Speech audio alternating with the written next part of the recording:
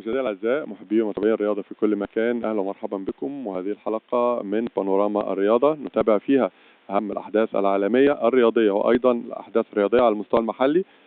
برنامج نتابعه سويا يوميا على شاشه القناه الثانيه. تابعوا معنا هذه الحلقه.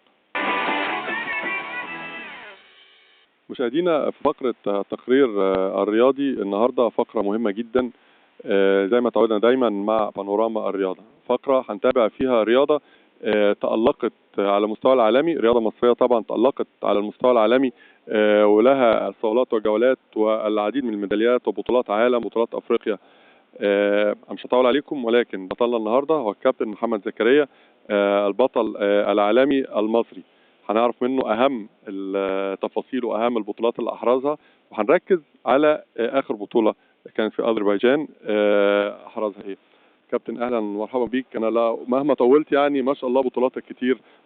برحب بيك على شاشه قناه التانية. وانا برحب بيكم وبرحب بوجودي في وسط القصة الجميل دوت وحضرتك ان شاء الله. كابتن، هنبتدي بقى. انا عارف بطولات كتير واحنا لو قعدنا نتكلم هناخد وقت طويل، لكن قول لنا بقى البطولات اللي ابتديتها من سن صغير لغايه دلوقتي ايه لو قدرت تفتكر. ابتديت اشارك في البطولات من سن 18 سنة، وفضل الله عليا ان انا كنت دايما مميز بالترتيب الاول. لعبت شركات وانا صغير جدا في السن، كنت اصغر لاعب في الشركات عندي 19 سنة وبحقق الميدالية الذهبية فيه في ميزان ال 90 كيلو. بعد كده طلعت لميزان ال 100 كيلو، ولعبت برضو بطولة أفريقيا وبطولة العرب وبطولة العالم وبطولة البحر المتوسط. يعني الحمد لله، يعني ما فيش تقريبا بطولة اتلعبت ما شاركتش فيها أكتر من مرة، ومنها بطولة العالم 3 مرات طبعا، 2008 و2009 و2010. طب احنا جميل جدا الكلام ده. طبعا في بطولات، احنا لو قلنا بطولات كتير، لكن اكتر بطولات بقى حاسس ان هي عزيزه عليك قوي، والمواقف بقى بعد كده هنقول بقى المواقف اللي انت مريت بيها، لكن اكتر بطولات حاسس انها عزيزه عليك. هي أكتر بطولة شاركت فيها وكانت عاملة معايا حاجة كده نفسيا كانت غريبة جدا، كانت 2008، لأنها كانت أول مشاركة ليا في بطولة العالم، وكنت اصغر لاعب في منتخب مصر واصغر لاعب على مستوى مصر يطلع في ميزان تقيل، وحققت فيها الميداليه الذهبيه ساعتها. كنت بتلعب فين؟ كانت بتتلعب في البحرين، وكنت الاوفر اول كانوا مرشحين لي اللي هو احسن لاعب في العالم. كنت مرشح فيه بقوه جدا، بس الحمد لله ترتيبي فيه كان التاني. هو طبعا ما بيتذاعش، لكن السكور بتاعنا لما نزل بعد كده عرفت ان انا كنت التاني ورا لاعب اسمه علي التبريزي، ده اسطوره في لعبه كمال الاجسام برضه، ايراني ومتجنس كارتر. طيب ايراني ومتجنس جنسيه قطريه. طبعا القطريين طبعا بيدوا الجنسيات، يعني بيتحسب ان هم قطريين برضه. طبعا بيتحسب ان هم قطريين وبيتشاركوا في بطولة العالم على انهم حاجة كده زي الاحتراف. ان انت تبقى سن صغير وتعمل انجازات كبيره وتطلع التاني، والسن ده يعني ما بقاش هيدك عليك. طبعا انت داخل ومش فارقه معاك حاجه، مفيش حاجه تخسرها، فبتدخل زي ما بيقولوا بتناطح مع القدام والكبار. والحمد لله ربنا وفقني وعملت اول في 2008. وبالنسبة لي السنة دي ان شاء الله كنت انا الحمد لله ربنا من عليا باني برضه اخد الترتيب الثاني. كانت البطولة صعبة، وفي اذربيجان هم مميزين جدا في اوزان التقيلة، وكان الماتش مش سهل تماما خالص. كان يعني عايز اقول لك ان هو زي حرب. احنا فعلا كنا بنفتقد ميزان التقيل لما بنروح نلعب روسيا، ببقى يعني مفتقدين الترتيبات فيه. كان ده دايما عنا، بس الحمد لله ربنا وفقنا وبقينا بنحط رجلنا في وسط الناس ديت بقوة وبنلعب معاهم، وربنا وفقني بالترتيب التاني الحمد لله. مشاهدينا، سعدنا نلتقي بكابتن محمد معروف، احد ابطالنا المعروفين في مصارعه الذراعين، ومشرف من قبل الاتحاد المصري لكمال الاجسام على التدريب. هو الكلام اللي حضرتك بتقوله ده مظبوط، وانا اشراف عام الاتحاد المصري لكمال الاجسام على التدريب. نتكلم بقى الاول عن دورك في الاشراف على التدريب. ازاي بيتم الدور ده؟ هو اولا انا اشراف على التدريب بتفويض من الدكتور عادل فهيم رئيس الاتحاد المصري ونائب اول لرئيس الاتحاد الدولي. مفوض 5 اشخاص مش بعيد قوي عن الاتحاد، اللي هم كانوا ابطال سابقين. ويمكن في لقاء قبل كده انا كلمتك وقلت لحضرتك اللي انا لعبت مع نجوم في كمال اجسام، ومدخل الناس كلها في اللي هم كانوا نجوم في كمال اجسام على الاشراف في التدريب، بيشوف مستوى الجيمات الخاصه، ايه اسلوب التدريب، ايه نوعيه التدريب، المدرب مجهز ولا لا. طيب سؤال هل في جديد في عالم التدريب دلوقتي؟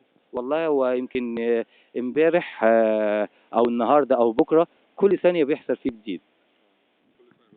طيب كلمنا بقى عن بطولة العالم بقى، يعني دي حاجة مهمة جدا الأخيرة، كمال أجسام أخبارها إيه؟ شرح كده ملخص للمشاهد. هو بالنسبة للسادة المشاهدين، البطولة الأخيرة كانت في أذربيجان. مصر المرة الخامسة حصلت على المركز الخامس، وكان في 2 من النجوم عندنا، في محمد فضاري، في محمد زكريا، في نجوم كتيرة. ويمكن مصر للمرة الخامسة الاتحاد المصري لكمال الأجسام أفضل اتحاد في على مستوى الاتحادات، خدت مراكز أولى. طب جميل جدا. متهيألي المراكز دايما احنا متصدرين في المراكز دي. كلمنا الفترة الجاية هيكون فيها ايه، وهل المراكز اللي احنا بناخدها دي بتدينا دفعة علشان مزيد من البطولات الفترة اللي جاية؟ عايزين نعرف الفترة الجاية. هو أولا الفترة الجاية في إعداد قوي جدا جدا. عندنا بطولة العالم لكمال أجسام ناشئين. عندنا بعد كده كابتن شحات مبروك، هو أعلن اعتزاله في البطولة العربية اللي كانت مقامة في اسكندرية. بيعد كابتن شحات مبروك دكتور عادل الفهيم، عينه في الاتحاد بقى مسؤول مهم جدا بالنسبة بقى للتدريب، المنتخبات، البطولات الجاية. يعني بإذن الله في بطولات أكتر كتير إن شاء الله. مشاهدينا نتواصل لقاءات مع بانوراما الرياضة والزمن الجميل لكمال الأجسام وكابتن علي نعمان لجنة المسابقات وعضو لجنة المسابقات. مظبوط. وفي حاجات تانية بقى كتير برضو أنا عايز المشاهد يعرفها بقى، يا ريت حضرتك تقول لنا. نتكلم عن مثل إيه، عن تاريخ جمال أجسام. يعني إحنا مثل، أنا من بدأت التمرين في جمال أجسام من 54 وكنت بطل 56، وصلت البطولة لغاية 62، وبعدين سافرت بره ورديت تاني، فوصلت التمرين والتدريب وفتحت نادي على حسابي وعملت، وكنت مدرب في اتحاد الشرطه. وبعدين دخلت بعد ايه لما في التمرينات دخلت لجنه المسابقات بقياده الدكتور عادل فهيم الراجل الطيب دوت. طب ما شاء الله، حاجات كتيره. كويس ان انا يعني قلت حاجه واحده فيهم، لكن في حاجات كتيره المفروض ان انا اقولها. يعني حضرتك بنقول واحنا بنقدم حضرتك ان الزمن الجميل لكمال اجسام، وهو الزمن ده برضو زمن جميل وزمن ذهبي، لكن كلمنا بقى حضرتك عن زمانه ودلوقتي. الاول ما كانش في حاجه اسمها منشطات، كان في حاجه اسمها تغذيه وتدريب وكثافات تدريب. دلوقتي مفيش كثافات تدريب، في تدريب بس، منشط وتدريب. اما زمان كانت التغذيه على طول، يعني كان لاعب بيحط ذهنه في التغذيه وعاوز يبقى لا مؤاخذه صحته اهم من البطولات كمان.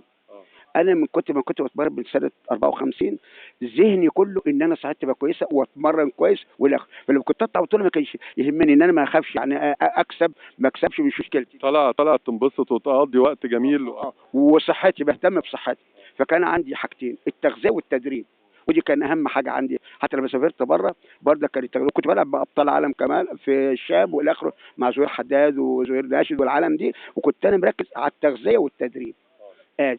التغذيه كانت عامله ازاي زمان بقى؟ يعني اتكلمنا عن الحاجات اللي بتتناولها. كمال اجسام ما بتحتاجش دلوقتي، هل بتحتاج انواع معينه؟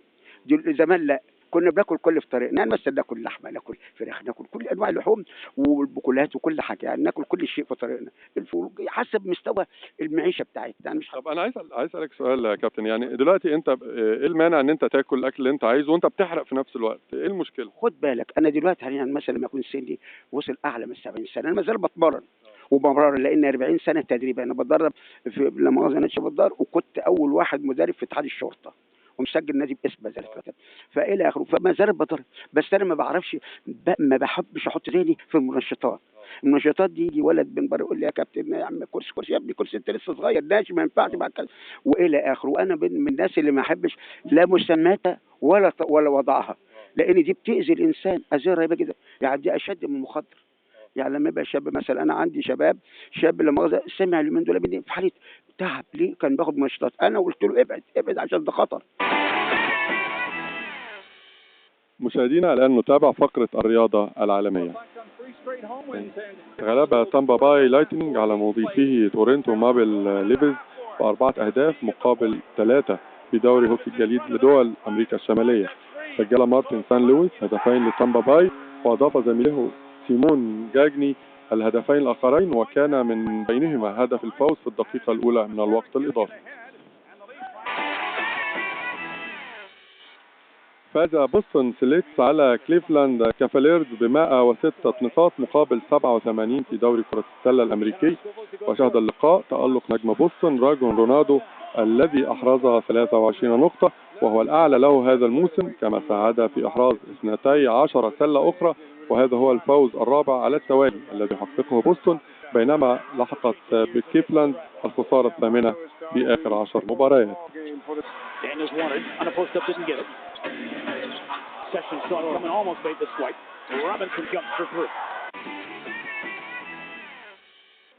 سيتنافس 18 لاعبا من النخبة في رياضة الجولف في بطولة شيفرون العالمية لتحدي هذا الأسبوع في ساوثند أوكس بولاية كاليفورنيا الأمريكية، وسيدافع عن اللقب الأمريكي جيم فوريك. لكن الأنظار ستتجه هذا الأسبوع من دون شك نحو مستضيف البطولة تايجر وودز، وسيشارك تايجر وودز مستضيف البطولة شيفرون العالمية للتحدي المرة الأولى المسابقة منذ عام 2007. and look where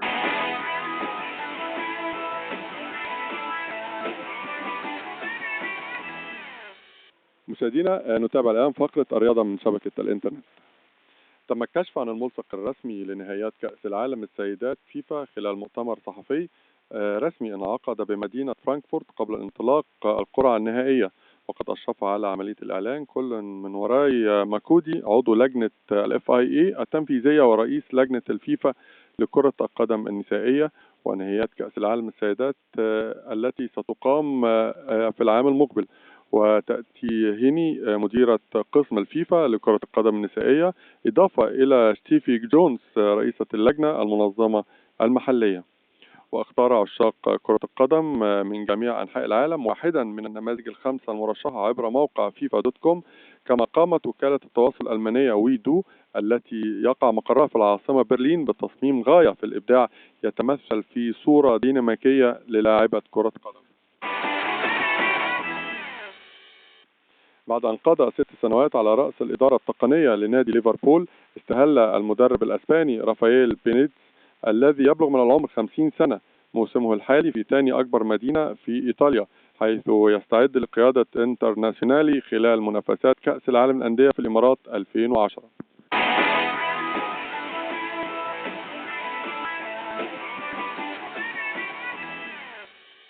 مشاهدينا، إلى هنا نكون قد وصلنا إلى نهاية حلقتنا لهذا اليوم من بانوراما الرياضة. نرجو أن تكونوا قد استمتعتم بهذه الحلقة الرياضية الدسمة.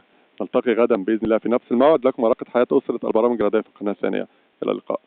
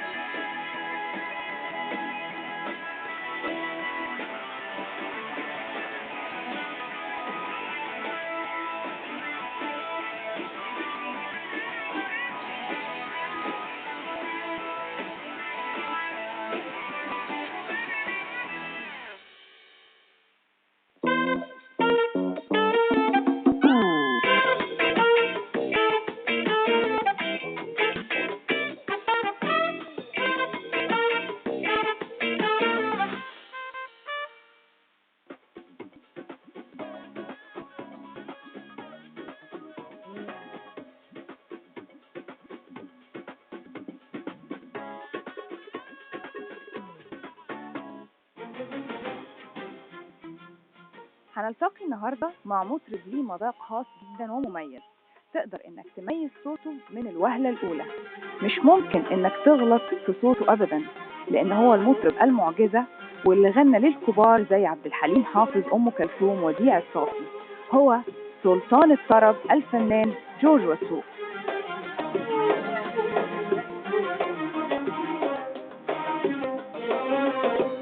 يا حبيبي يا حبيبي يا حبيبي يا حبيبي كان احلى ليلة في عمرنا، سيرة ودعنا لبعضنا، سيرة ودعنا لبعضنا. لما احنا حسينا الوداع هياخدنا للسنين الضياع، لما احنا حسينا الوداع هياخدنا للسنين الضياع. سلمت لك سلمت لي وناديت عليك وناديت لي، سلمت لك سلمت لي وناديت عليك وناديت لي، وكأني لسه ما مليت، كأني لسه ما مليت قدام حنان